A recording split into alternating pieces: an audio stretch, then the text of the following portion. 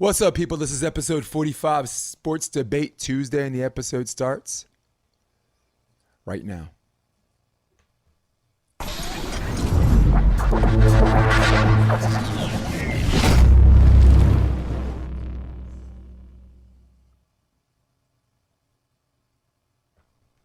Guess who's back? Back again. Guess who's back? With a friend. Guess who's back? Guess who's back? Guess who's back? Guess who's back? Hey, what's up, people? Episode 45, Sports Debate Tuesday, along with Rob. Keep it McLean. I am Jason DeBeas. Dude, man, this is what happens when they give us an extra day. Got all this stuff to talk about. My Buffalo Bills won last night. That was a song you probably expected me to sing in the beginning. Right, hey. All right, hey. Listen, my man Josh Allen went off another 4 touchdown performances, third of the season, 375 yards passing off a 32 for 40. Man, we can talk about. Actually, let's start there, guys. We got a lot to talk about. Floyd Mayweather wants to fight someone by the name of what the hell was it again? Paul. Something, Paul. Yeah. One of 3 brothers, I guess. I don't even know. We're gonna go off on that. That might make our shame or no shame. Jets fired defensive coordinator Greg Williams. Got a little UFC action. I've been watching this guy closely, Marvin Vettori, 4 in a row. His last loss was Israel Adesanya, by the way. So we're gonna talk about what's next with him. And let's not forget about our vaunted competitive, wink, at least on Rob's part, our NFL Pick 6. We're gonna go over our last week's winner and our new special guest this week. But first things first. Let's talk about my team, okay? We could jump in and out on this because that's what last night's game was. Last night's was in and out. My man Josh Allen, 32 of 40, 375, 4 scores. Beat the brakes off of the Niners. Niners scored a empty calories touchdown at the end to make it look respectable, 10-point victory. But it was really worse than that. The question is, Rob, has Josh Allen entered elite quarterback status? You know, I just want to say not yet, because I feel like we did this with Russell Wilson, and I'm not putting anything on Russell Wilson, but I just don't think he's that MVP type of guy, you know? And I think the same things with Josh Allen. When that pressure kind of gets big and that big game shows up, I'm not saying he's going to be that guy, but for right now, he's young. He kind of doesn't step up in those times. He kind of, the whole team has to get behind him for them to get that important win. And I think when he gets that important playoff win or week 17 to get to that right playoff spot, you know, when it really matters, that's when he'll get to that level. I think he has all the intangibles to be there. I think physically and mentally, he's all there to be an elite quarterback. But you still got to put both of those down on the field every single time, and especially when it counts. So I just think he's right at the precipice of being an elite quarterback, but just not yet. You know, Rob, this is supposed to be a debate show, and I'm supposed to have my answer and ready to combat that or whatever and this and that. But I can't go with my heart on this one. I got to go with my head, and the answer is no. He has not entered elite status quarterback yet. Is he an exciting quarterback to watch? Absolutely. Is he the best quarterback the Buffalo Bills had since Jim Kelly? The answer is absolutely yes, and that includes Doug Flutie. With respect to Doug Flutie and I don't even know Johnson's first name. I don't even care. So he is creating quite the buzz in Buffalo, and now has hit the national stage. And when it counted on Monday night, when tensions get high and butt cheeks get tight, he's the one that came through and performed with a magnificent. We're not even going to talk about completion percentage and passer rating because he's been killing it. And the reason why he hasn't entered elite status, in my opinion, is because if you look at the elite quarterbacks, and when I see elite quarterbacks, let's talk about the obvious. Let's talk about Patrick Mahomes, right? Let's talk about Lamar Jackson, who a lot may argue is not elite. He just had one good year, maybe suffering a sophomore slump. Let's talk about Aaron Rodgers. Let's talk about Russell Wilson, the most not talked about quarterback. If you look at all of these quarterbacks who you and I agree are elite, how about those 3? We agree? Those Absolutely. 3? All right. Absolutely. The magic 3. You look at those quarterbacks, even on their worst day, when it looks like they have no shot at winning, you watch from beginning to end because you think they're going to pull off something. Josh Allen, when he had a bad day against Kansas City, And my dogs are barking. See, the dog is mad because we I got said things. no. See, the dog is mad because the dog is like, what the hell y'all talking about? Allen's elite. No, but when you see Josh Allen have a bad day, you really don't think, you're looking at every possible way Buffalo's going to lose this game, right? Where with Kansas absolutely. City, you look, Kansas City's not out, they're going to win. Or like with Russell Wilson, Seattle's not out. Watch Russell Wilson pull like a 4th and 36 or something. And a lot of these wins, and right now they're 9-3, it did take its best effort to win these games, and it did take a good call at the end, to beat the Rams. Right now they're 3-1 against the NFC West. I was hoping for 4-0, but a Kyler Murray pass kind of ruined that. So Rob, this is supposed to be a quick topic because it was a quick win. Got to agree with you. Great quarterback, not elite, but let's keep an eye on him. All right, let's keep an eye on him. Absolutely. Yeah, he's right there. And I mean, Lamar Jackson, definitely the same idea that you're talking about. But Josh Allen, man, I think he's right there. And I think he's more of a quarterback even than a Lamar Jackson. But just like you're saying, because of what Lamar possesses, he's going to break something, So the difference between Lamar Jackson and Allen is that Allen's like, oh my God, I can't wait to see until he gets better. And with Lamar Jackson, when he won MVP, I was like, shit, could it be all downhill from here? Absolutely. Right? Like, I can't wait to see him do better. You were thinking, has he hit his ceiling? And you're not asking that question with Josh Allen. The answer is no, he has not hit his ceiling, and that's why we agree he's not. We both agree he's not elite yet. Hey, let's move on to that other team from New York, New Jersey, whatever. I know you think we're talking about the G-Men first. Nope, not yet. Not yet. It sounds too dreadful. We're only going to talk about this because it made the headlines, dude, okay? The New York Jets fired defensive coordinator Greg Williams, a longtime defensive coordinator in the league, one of the more respected guys because he takes chances and this and that. So they fire him in lieu of the fact that he called an all-out I don't know if he called an all-out blitz, but he called some form of a blitz, but it looked like an all-out blitz, which a rookie cornerback left over the back, not protection, no safety help, and as a result, Derek Carr throws a 46-yard touchdown pass and wins the game with 5 seconds left. The question, Rob, is, did defensive coordinator Greg Williams deserve to lose his job? I mean, off of that game, no. But, in an 0-11 team, somebody's going to start getting cut. And when you're about to win your one game against a pretty good team, I mean, I know the Raiders have been going, haven't had the best year, but still, they're pretty freaking good team. And the fact that they were even close to winning that game, I don't know what happened this week, but everybody decided to play tough, and a lot of teams who you didn't think were going to lose, they lost. And this is just one of those games. And it's crazy that they were even there. And it's crazy that they gave up that. I mean, any other team would stack 8 guys deep, 3-man rushing, and just say, I dare you to beat us with a Hail Mary. But no, they go with single man coverage and, blitz coverage. And they decide to think that that's going to, change anything. It's absolutely crazy. So I don't know what they were thinking. I guess they didn't want to go to overtime, but I don't know what was going on. All right.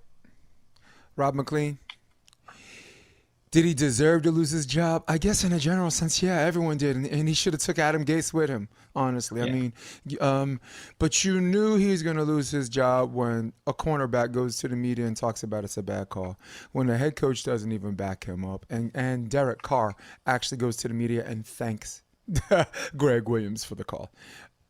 But I'm not going to let the media off this season. I'm going to hold their feet to the fire. They're like, oh, I'm just doing my job. No, nonsense. You're not doing your job. If you look at the way Greg Williams takes risk, he takes calculated risk, all right? If people remember the play before that, if you watch the play before that, he went three rush prevent. And guess what? And Carr threw a pass, I think that went to Waller or something like that, and it bounced right off of Waller's hands. So he already dodged a bullet doing it the way the media, I would have went prevent. The guys, I'm like, did you only watch, the media, did you only watch the last play of the game? Did you only watch the last play of the game? No, because the one play before that, if you stuck around and watched 2 plays instead of just that one play, you would have seen that the Monday morning quarterback way almost cost a touchdown too. Now, here's where I think he's being scapegoated between you and me. I don't think he called an all-out blitz.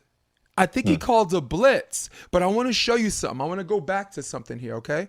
And bear with me on this one. Mm-hmm. You watch the line of approach. So see, this is when you go on a blitz, this is your man on your 3-man coverage. See the lines? Boom, boom, boom. Now I want you to watch this guy right here. See that guy over there? This is the guy that's supposed to, if it's not a bomb, let's say you have 2 minutes left and not like 12 seconds, right? This is the guy that's supposed to take a step in. All right, let's show it again. He's supposed to take a step in like that, but step back and spy Derek Carr.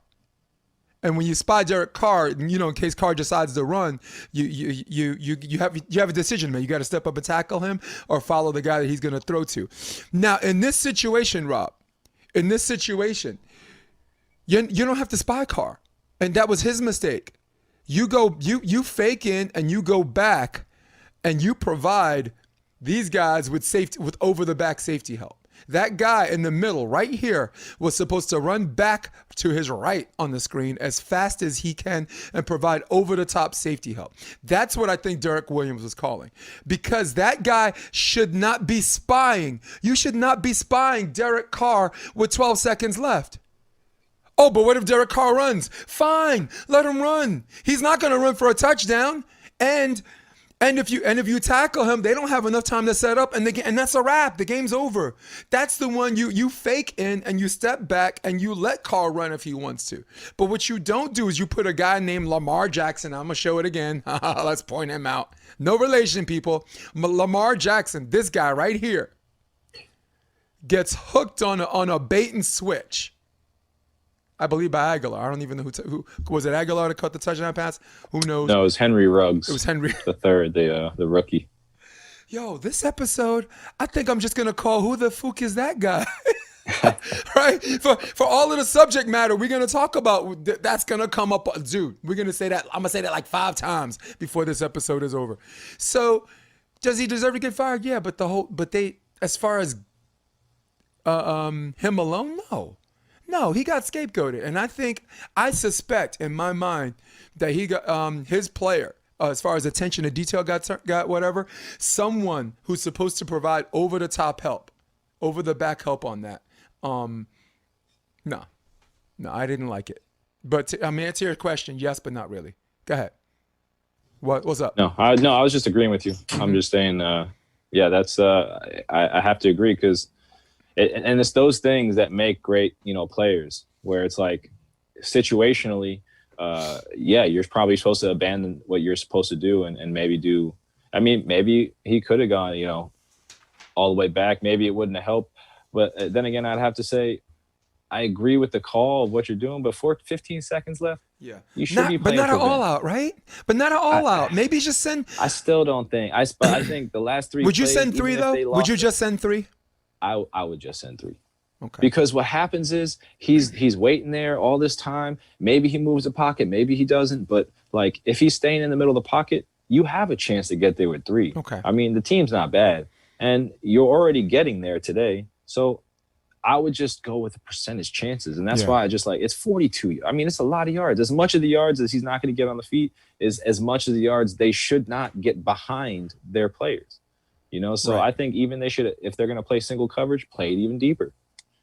So it just, for me, that was just all around not a good call. But if you're going to call that call, you need to have like specific parameters laid out, like, give them space and drop. Or you don't send get 8, to the quarterback. And you don't send 8. No, you don't send 8 guys with insane. man coverage against someone. That's what I mean. Like, there's a healthy Derek balance Carr between sending 3 and sending 8. Yeah. Derek Carr's look, we had a discussion about elite quarterback, but the man's a legit starter in this league with a winning record. You can't do man. No. All right. Sorry, Greg Williams, man, and I really liked him, and I liked him even more after watching Hard Knocks when he was Hughes' assistant at with the Cleveland Browns because he's always had respect to the team, and I hope I don't know if there's a good pension plan, but that kind of thing and the way the media beat him up, he probably might not find work in the NFL again. Oh Yeah. my goodness. All right, so next topic for NFL, and the rest we're going to cover in quick question.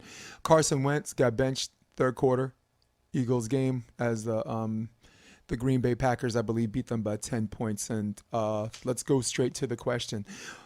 Why are the Eagles undecided on who the starting quarterback is at this point? Yeah. Should it still be Wentz? And why? This is a really hard decision because, you obviously, he's a great quarterback. There's a lot of holes in that team, and even talking about what COVID can do to a team, how many players are in or out based on if they're trying to not play this year or not. It could destroy a team. That could crush a kid's confidence, and he's a really good player. Like, I still sometimes want to say, like, maybe they made the wrong choice, and maybe they should have picked another different person or put their trust into a Jalen Hurts. But if you think of it from a coach perspective, he's definitely the more talented quarterback, at least at this moment. And when you look at your division, you have all the chances in the world to win the NFC East. At least for the last 3 weeks. Yeah. And they've played worse and worse and worse, and he's gotten maybe last second victory here or there, but most of the game has been bad. And then you put in the Jalen Hurts guy, and he does just as good, better in one quarter than Carson Wentz does in 3, right? And it's like, same guys are on the field. What's happening? Maybe it's a confidence thing. Sit him out, have him compete again for his job, and not just be the better guy. And it's hard, man. I think maybe a switch in the GM and the head coach could be coming, but that team is built around Carson Wentz. So it's hard to just say, that guy's not starting, but Jalen Hurts played decent. He didn't play bad. He's a competitor. He competes, and I really like what I saw.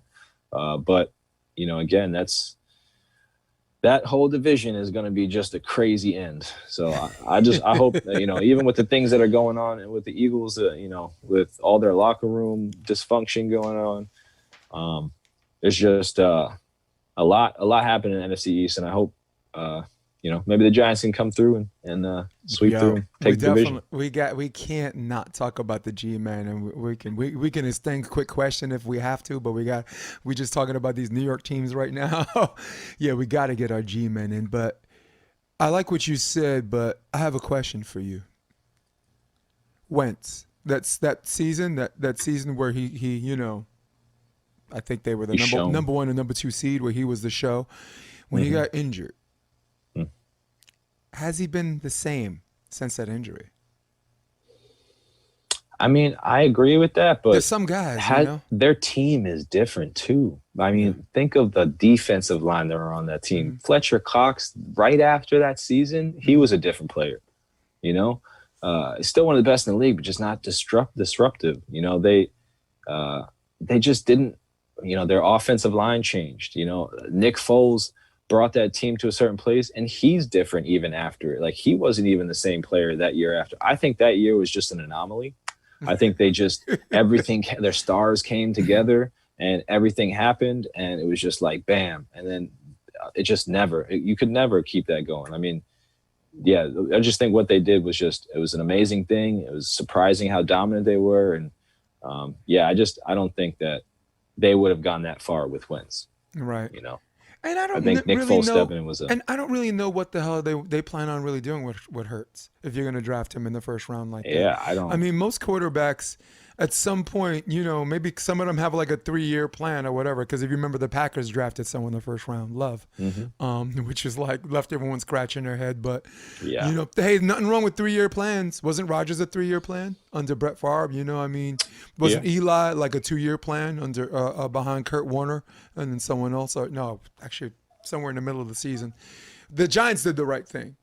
Like they bench Warner. When they bench Warner, they said, "Listen, we drafted this guy first, number one, I think, and we have to know if he's our guy." And I keep repeating that narrative. Like you have to know if Hurts is going to be your guy at some point. And I don't think. I think you're right. I don't think they have to make him a starter to see if there's a guy, but he's got to play some. He's got to play some, and like you said, as long as they're still in the mix, they got to go. They got to go with their guy, and I think this guy. I think the head coach is willing to bet his career on it. So, you know, because I mean, yeah, if I don't think they're you're going to wrong fire with him for that Wentz- because this is the first losing season they would ever have, which could Right. still result in a division championship. I mean, like, how can you say anybody's wrong if you pick Wentz? You know, if you're saying Wentz this, Wentz that. But, you know, I mean, of course he's playing bad, but you guys spent all the draft capital on him. You know, if you take him out, you know, yeah, maybe Jalen Hurts is going to, you know, perform really well, but he's not a franchise guy. No. You know, like, he could be a great quarterback one day. Who knows? We don't know. Yeah, but we don't we've know. seen what we've seen from Wentz. He can be a franchise quarterback, and that's what you're expecting. Dude, it's just So, a bulldog, huh? you know, and not to bring it too far back, but I think about some of the things that people say when Wentz went to North Dakota State. You know, that he wanted to stay away from the you know, from the limelight, and it got too big for him, and you know, he wanted to shine on a, you know, less national level, which is all untrue. I'm sure he'd want to go to a D1 school, but just the idea that narrative is coming out, and then you see, you know, what he performs in the field. You know, he steps up when the absolute moment presents itself, but he doesn't step up when the game presents itself. Kind of the same thing with Josh Allen. I'm not saying that they're even close to the same, but the thing that's holding Josh Allen back is I feel like he doesn't show up for that game, you know, and he doesn't make those throws in that game. And that's it. And Carson Wentz, he's got a lot more problems, but they both have that similar issue. Definitely. So, well said. Big up to Aaron Rodgers, still breaking records. Of you know, course. total touchdowns last week, and I think this week over last weekend and the weekend before, I think total yards like 50,000 yards. I'm gonna pop up his numbers really quick for the people on the audio. Apologies, but I'll recite some of it. 25 of 34, 295, 3 touchdowns. How about the other Aaron, where Skip Bayless is calling the real Aaron on that team, Aaron Jones, 130 yards rushing. But honly, one on of those 15 carries. Yeah, but if you remember how one of those was, when he broke one at the end of the game, so, which got him like I think That's true. 60 of those yards. But listen, changes a 130 is lot of it, but 130. still, We ain't you changing did it. nothing, You man. did it. And Devontae Adams, man, the new wide receiver MVP, man, and everyone's fantasy dream if he's on your team, and fantasy nightmare if you're going against him. 121 yards receiving on 10 catches, 2 touchdowns. So And what you mean by that is Aaron Rodgers, number one. if they keep playing like this, they can steal the number 1 seat, you know? So Yeah, I don't think they're consistent enough. I don't think they have a consistent pass rush enough yet. But Right. I offensively, yeah, they're a stud team. So, and it really does come down to that. And, you know, defenses play better when it comes to playoff times. You know, they just grit their teeth back, you know, do a little bit more, you know, run a little harder.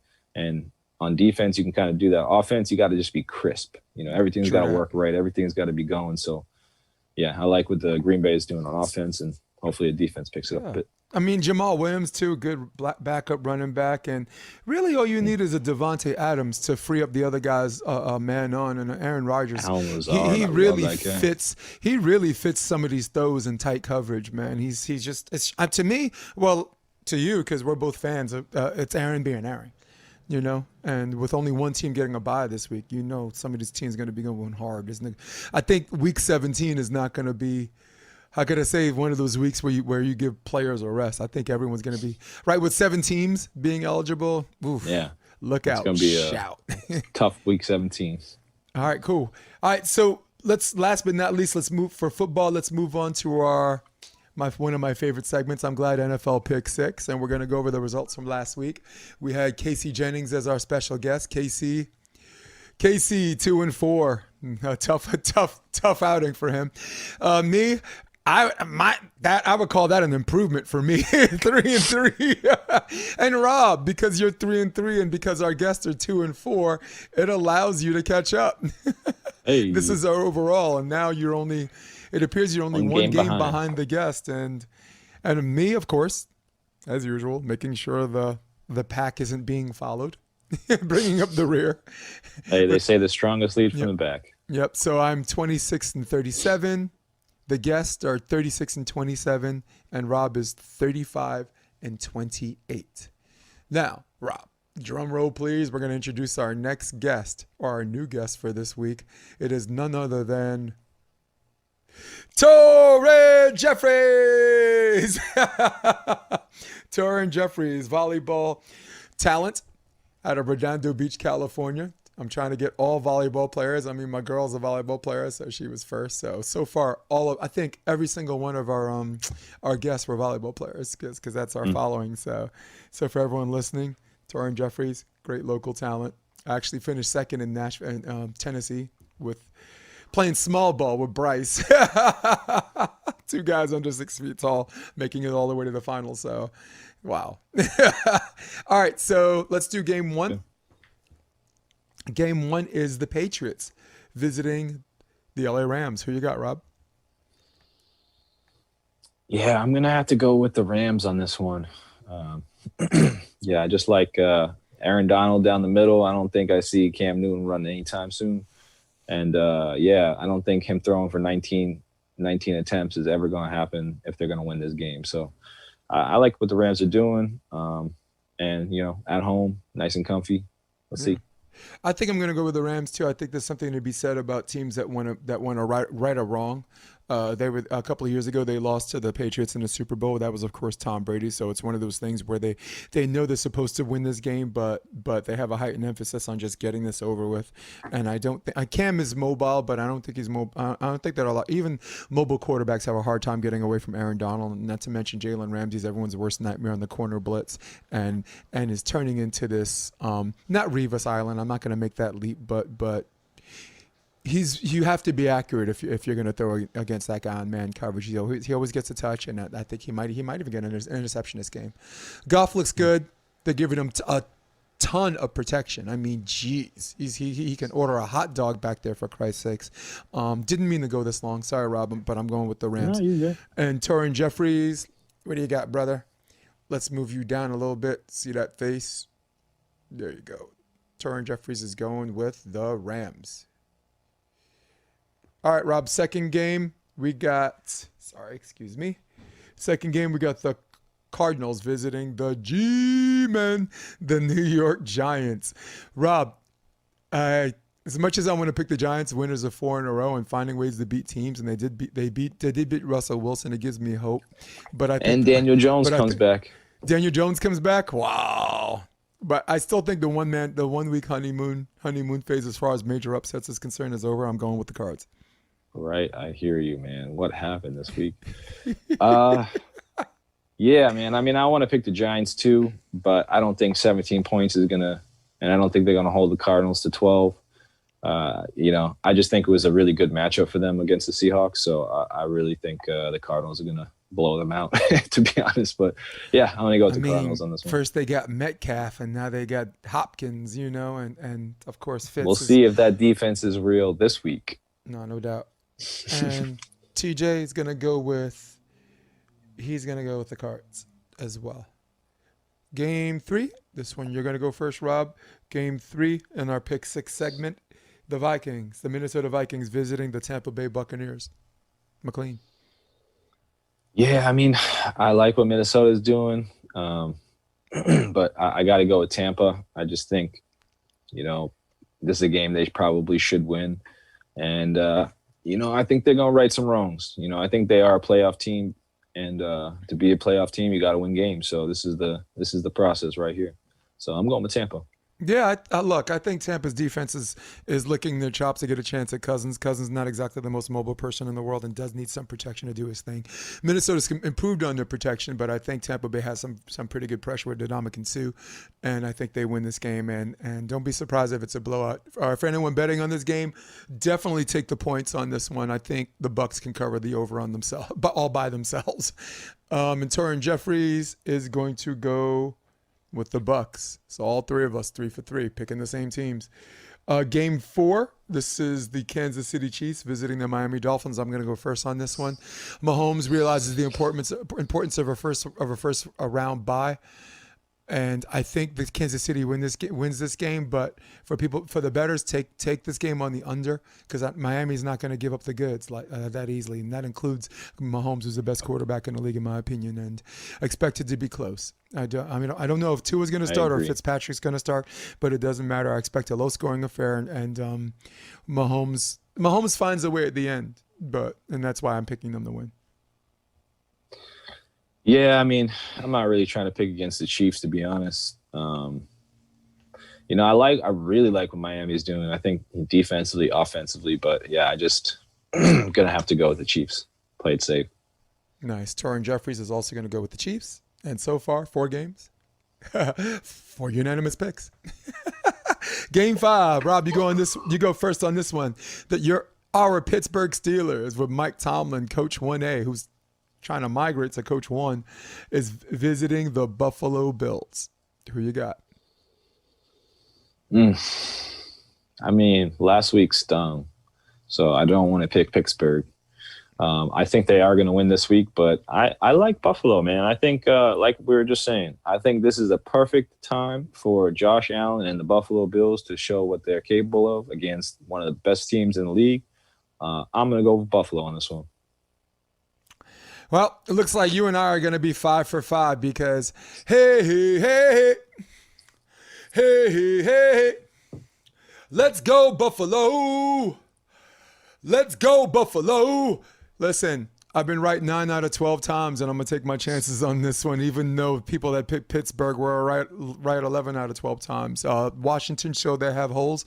Coach McDermott is probably going to use a lot of what Washington did as a blueprint. I think they have very similar defenses, and I think Buffalo can do the same thing. In fact, I think they could probably score more points with respect to Alex Smith. And Torrin Jeffries is going Bills. Excuse me. Man, I suck at these games. We're all going to pick the same one. I go first on this one. Ravens against the Browns. Ravens stylistically have always done well against the Browns, especially after the Browns beat them so bad a couple of years ago. They kind of stuck it to them, left a bad taste in the Ravens' mouth, and the Ravens probably told themselves this is never going to happen to us again. We're going to put a little extra sauce every single time we play this team. The only difference is, I think, oddly enough, Odell Beckham's departure and missing has improved the Cleveland Browns offense. Landry's good. They got a great running game with Chubb, great run blocking, and Myles Garrett is playing an MVP type season. Right now, they're 9-3 like the Buffalo Bills. The Ravens need this one, but I don't think they're going to get it. I'm going with the Browns. I think this happened like last year as well, where, I thought the Ravens going to run over them and the Browns kind of, spanked them back. But, I think this is that time where we're saying that Lamar Jackson comes out and, dominates. The Browns never have back-to-back good games. I just don't see that. So I'm going to go with the Ravens here. All right, you're going with the Ravens, and Torrin Jeffries is also going to go with the Ravens. All right, ladies and gentlemen, that concludes our pick 6.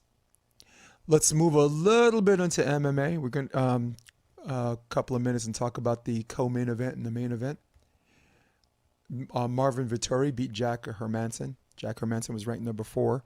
Was just killing it. Nicknamed the Joker. If you ever see him in a guillotine, he has this big joke, this diabolical smile on his face. He's smiling because he knows it's a wrap. He's got a really, really good front face and arm in guillotine. And Martin Vettori, whose last loss, he's won 4 in a row. His last loss was against Israel Adesanya. And he really wants to climb back. He wants that rematch badly against Israel Adesanya. And the question is, what's next for Vettori? I'll go first on this one, and I'll show you the map, the rankings map, just for reference. If you look here, Martin Vettori is ranked number 5, right? Hermanson's number 6. Prior to this, Vettori was number 13, and Hermanson was 4. So Hermanson loses 1 spot, and Marvin Vettori just springs up. He's a guy that's really, really hard to finish, man. And my opinion is he's probably going to fight Paulo Costa next because he's already fought Cannonier. And when you call out someone and the other person's interested in fighting you, Dana has a hard time saying no to fights like that. Mm-hmm. Rob, what's next for Vettori? What do you think? I mean, I think it's smart for him to call out Apollo Costa. Somebody who's pretty young, as is he. And maybe switch spots with him. Especially young guys. They expect them to lose and work their way back up. Kevin Gastelum, same deal. And yeah, I think it's just really smart for him to call out Paulo Costa. And if Paulo Costa is down for it, I think that's the time for him to show what he's capable of, because, Adesanya really stifled him. Crazy that Vettori went up like 8 spots.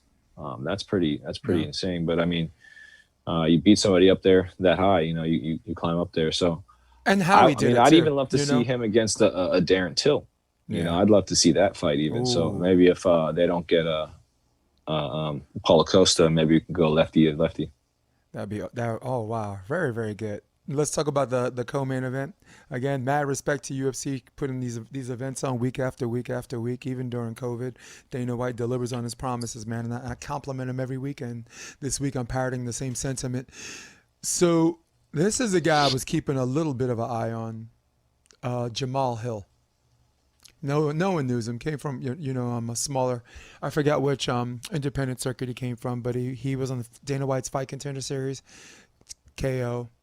He won another match in convincing fashion, but the fight got overturned because he tested positive for marijuana. Dana gave him another shot, won again, and then last night or 3 nights ago, defeated Ovin St. Preux, who is a long time and well-respected MMA artist in the 205-pound division. Great mixture of kickboxing. He's got that guillotine, or I forgot what it's called. It was called the Von Flue choke, but everyone's calling it the St. Preux choke because he is just sleeping people. And he got near slapped over the weekend by Jamahal Hill. And I'm gonna you go first on this one, and I want you to look at these lists of assassins. This is my least favorite division for a long time because I thought it was getting a little old. And everyone already fought each other and it didn't look promising. But I want you to look, not the top 5, look from 5 to 10. Look at Nikita Krylov. Look at Johnny Walker. Look at Ryan Spann. Look at Paul Craig, who's a Scotland guy who's breaking out these great submissions. Yeah, there's Who's next? Who's next for Hill? Who's next for Hill? You like Ozdemir or Smith? No, I mean, I'm just saying that, there's a ton of guys, that are all, all through here. I would love to see, maybe an Ankalev, maybe a Krylov, I mean, Ryan Spann's, interesting, but I think he would just run through him. If you're talking about, who he should probably fight to, maybe propel himself, I would definitely say, an Anthony Smith is very prone to, being led astray in his time and not like fighting his fight. Ozdemir, again, like if you can, get past that initial burst, you can kind of find a lot of holes for him. So, there's definitely that division definitely has some interesting fights where it's not a 100% you're going to lose this or it's going to go to a decision. You can definitely, put somebody to sleep in that division. Yeah, for me, like, there's what I want to see. I'd like to see him against Anthony Smith, but there's also something called the reality. Anthony Smith is 6, and 6 right now I consider top 5 because of the inactivity of some of these guys. And between, if you look at the top 5, it's Glover, Santos, Reyes, Rakic. These guys are not going to want to fight anybody except each other. So the top 5 are not going to fight down. They're not going to move. Only the people who lost have, their hand is forced to probably have to whatever. So you got to wait for one of those top 5 to lose, to someone in the top 5 to fight down, if you will. My reality is I'd like Johnny Walker. Exciting fighter. Highly athletic, very entertaining. He's got a huge following. He lost to Corey Anderson, but that was kind of a hiccup. And the only time he's really gotten hurt was when he tried to do the worm after a fight and he dislocated his shoulder. He lost time, in a celebration, entertaining the fans. So this is another guy. Hill likes to entertain the fans, but I don't think he comes into the fight with the intention to do that. I just think he does that, and when he wins, and then when all the dust settles, he looks back and he's like, wow, that was a cool fight, Yeah, man, that's the fight I want to see. Two guys who are long arms, who have very good reach, very good height. Two fighters that have to cut down a little bit to make 205. So I call them like hybrid heavyweights. So yeah, that's the fight I want to see for that, and that's it. That's all I got for MMA. And I mean, we got a big pay per view coming up this weekend. Yeah. Figueroa's fighting again.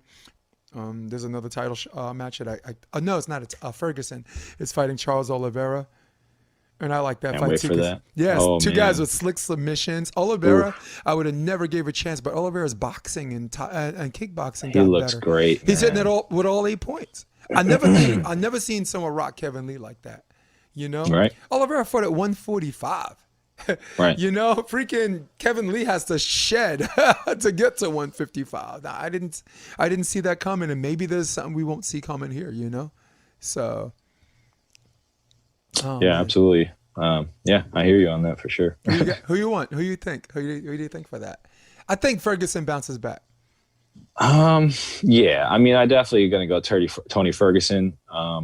But I really like Oliveira. I think he's the type of guy that could beat Tony Ferguson because he's not gonna sell out all on one thing. He's just consistent. He's coming at you all the time, and they're gonna do the same thing to each other. And I think Tony's just a little bigger. Hands a little bigger, body's a little thicker. And I think he'll put on a little bit more damage doing the same thing that Oliveira would do. But I really want Oliveira to win. I think maybe it would be a really interesting ground game fight. I'd really love to see that. They're both slick.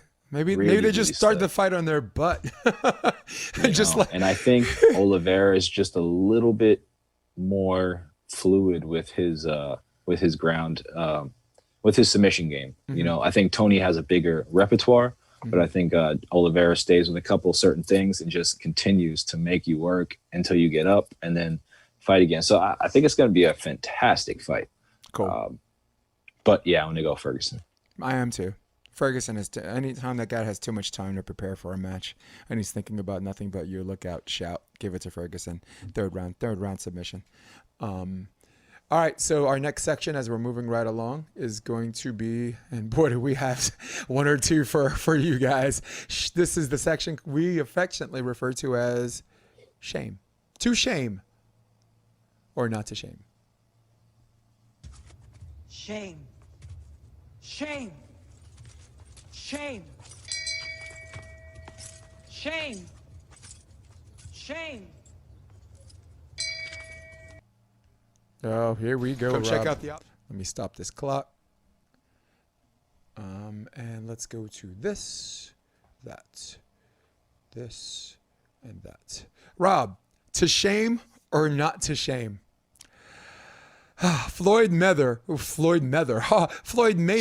to fight Logan Paul in February. Rob, to shame or not to shame? I mean, to shame is, the best way you can put it. I think Floyd Mayweather fighting against any kid like this is just absolute buffoonery.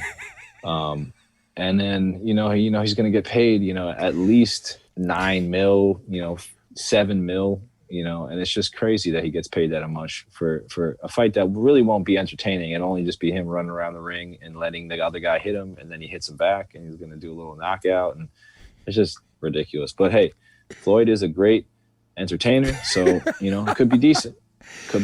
Dude, listen. Floyd's not doing it for the money. Floyd is a fighter that navigated his career by making the most money, getting the most wins, and taking the least damage possible. With that being said, Floyd, have you no shame? Have you no shame?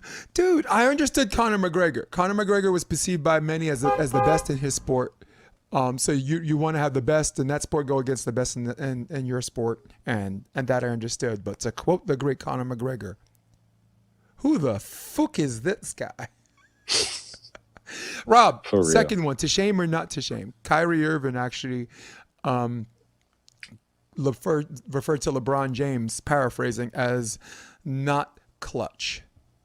Shame going to the media. LeBron said kind of hurt his feelings a little bit, but to actually say that about LeBron James, as far as it being true or not, or as far as just being out of line, To shame or not to shame? Ah, man, on the spot. Got You you. know, you know, to be honest, yeah, it's to shame because he's played with him before, so people expect him to have a deeper understanding or a deeper uh, you know insight to the way that LeBron is, maybe that most of us don't know about, and so to just like repeat the same rhetoric that all us outsiders kind of say just because, or just because it helps your case, I think is just totally shameful. I don't ever think that LeBron is unclutch because clutch is many different things. Sorry to take all the time, but No, take all the time you need. clutch at the last second of the game, sure. But when you get into that final game or you're in that final 7 games, you got to play well the whole time. This guy's dropping 40 and 20 every one of those games, and then you come in and drop, your little 25, and it really at the perfect times. That's great, but the team is created off of LeBron, so you just got to respect that. Maybe he's not the most clutch, but to say he's not clutch at all is just, craziness. Rob, I'm gonna have to co-sign with you on this one.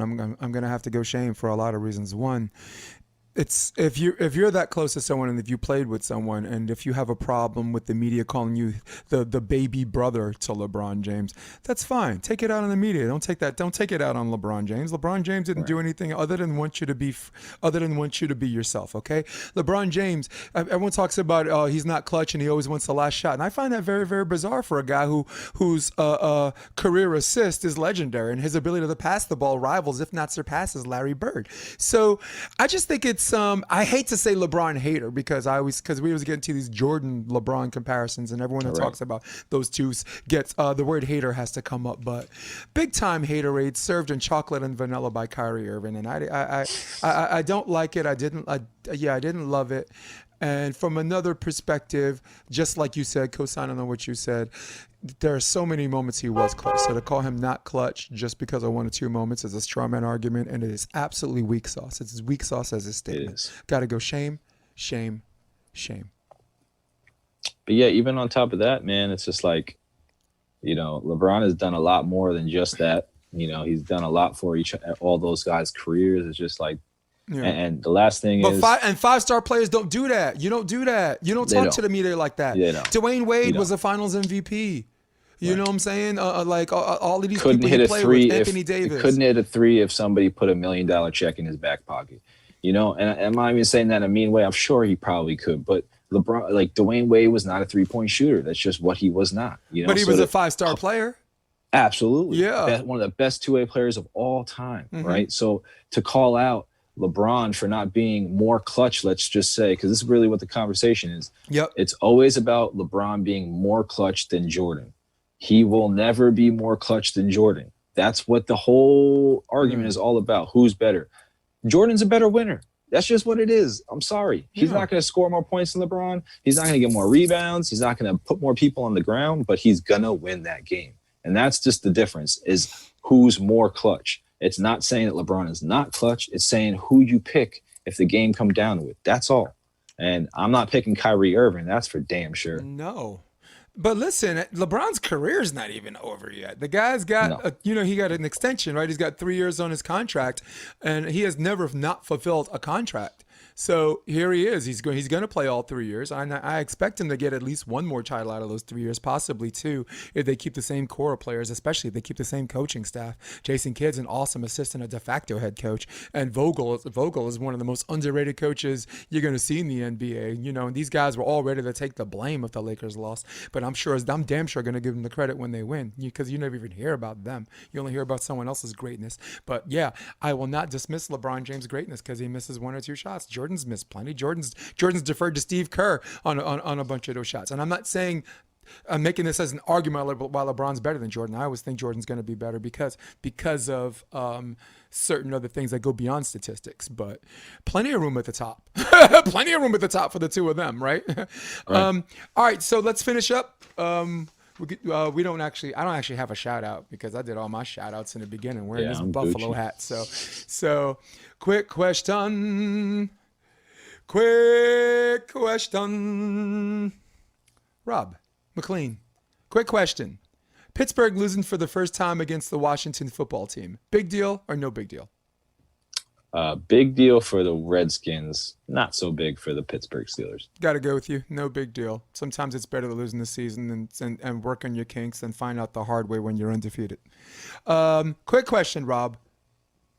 Was Kyrie Irving out of a line calling LeBron not clutch? Okay. Next. Yes. Yes. Quick question, Rob. Should Harden go to the Wizards? No. Does he have a choice? I say No. yes. I say everybody wins. I say Wall goes to the Rockets. Everyone wins from the coaches on down for both teams. That's win-win. Quick question. Will Dez Bryant have a good game against the Cowboys tonight? Dez Bryant's playing with the Ravens. And he says he holds no ill will against the Cowboys, says it's water under a bridge. But do you see him catching a lot of balls and coming in that game with fire? Does he have a good game tonight?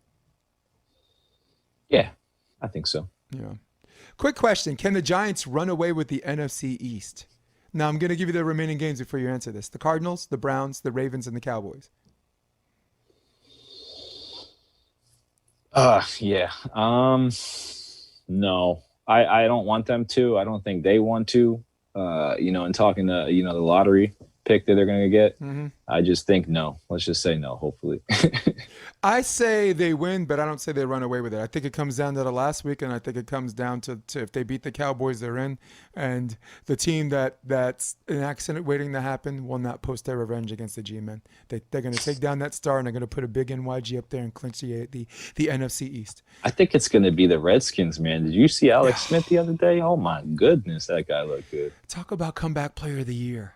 For Look, if they win, how's that for a quick question? If they win the NFC East, is he comeback player of the year? Yeah. Easily. The guy came from almost losing a leg to playing in the NFL. Losing leg. Yes. And not even playing. That was like 45 attempts, something like that. It was crazy. Yeah. It was just like pass. And they don't have a great offensive line, So, sorry, quick question. Crazy. Nah, that's it. Quick question. I guess question 1 and 1A. Our first question, are the Browns going to go to the playoffs this year? Yeah, for sure. 9-3. Their first winning season, by the way, since 2007. The remaining games are the Ravens, Giants, Jets, and Steelers. Do they have a shot at taking the top spot from Pittsburgh? I don't think so. I don't either. I don't think so. I don't either. Listen, the Steelers have the Bills. Tough game. Bengals, I expect them to beat. The Colts, I expect them to beat too. And the Browns, that might be a showdown at the end for a tie or something. Definitely. So, yeah. Is Mahomes still the league MVP? I mean, yes, just because nobody's really showed up. But I think it's not a runaway, so I'm going to say no. I say yes. So far, 3,815 yards passing. Off his 68 completion percentage, 31 touchdowns, 2 picks. Good numbers. Rodgers pretty similar, 36 touchdowns, 4 INTs. So, I mean, Rodgers has a very good argument at the end. Russell Wilson seems like he's slowly dissipating away. And if anything at all happens in the AFC East and or in the AFC conference and Buffalo wins out, maybe Allen has a strong argument for that too. But that's a far reach. But right now, it's a far fetch. But right now, I think still MVP, still league MVP, still Mahomes. This question came up on First Takes, and I thought I should just ask it just for us. Would the Chiefs dominate the Steelers in a playoff situation? I don't think they'd dominate them. I think the pressure that Pittsburgh Steelers brings is going to be tough for any quarterback. Yeah, honestly, I think the Steelers playing their best game beats the Chiefs playing an off game if they're off 1 week. I mean, if you remember, they beat the Panthers only by 2. I mean, they dominated the Bucks the entire game, but that game was only 27-24. So right. It's one of those games where even if they play well, if they're playing a good team has a shot. It's just about if Mahomes gets the ball at the end, man. It's like the air leaves leaves your body. Just oh god, here. Or if he and Tyreek go for 200 in a game, it's just. That's gonna probably be tough to beat. Cool, man. All right, that's all I got, people. That's all I got, people. I don't have a movie of the week. We haven't had one in years. Yeah, a little while. Yeah, but I did see Just Mercy, which is not a sports movie, and I really like that. Michael B. Jordan and Jamie Foxx. So anyone who's bored out there, Just Mercy is a courtroom drama. It might make you Mississippi burning upset, but a good movie is a good movie. It's a great movie, in fact. I watched the Black Klansman recently, and that was like a fantastic movie. Fantastic movie. Oh my goodness. I love when he got off the phone. He's like, did you just leave him your phone number or something like that? Or your name? Did you just tell him your real name? It's like, no. You got to be me. Yeah, that's too much, man. All right, Rob, in finishing, is there something you'd like to tell our audience listening? Stay safe, stay happy, y'all. I knew it. Stay safe, stay happy. All right. Hey, I'm going to say the same thing. Rob might love you, and this week, I think I love you too. That was crazy. My iPad said no interruptions. So this is episode 45. Thank you for joining us. For Rob, keep it McLean. I'm Jason DeBeas. We love you to pieces, and we'll see you next week. Hey, have fun watching the Cowboys game. There's also a game on Thursday. It's the first time in the NFL history that there's a game every single night. Crazy. Yeah, of the week. So, all right, we're out of here, people. Peace out and so long. And come check out the Option Podcast on OptionVB.com. It's also available on iTunes and Spotify and on YouTube under the NY Varsity Sports handle. You're going to love what you hear.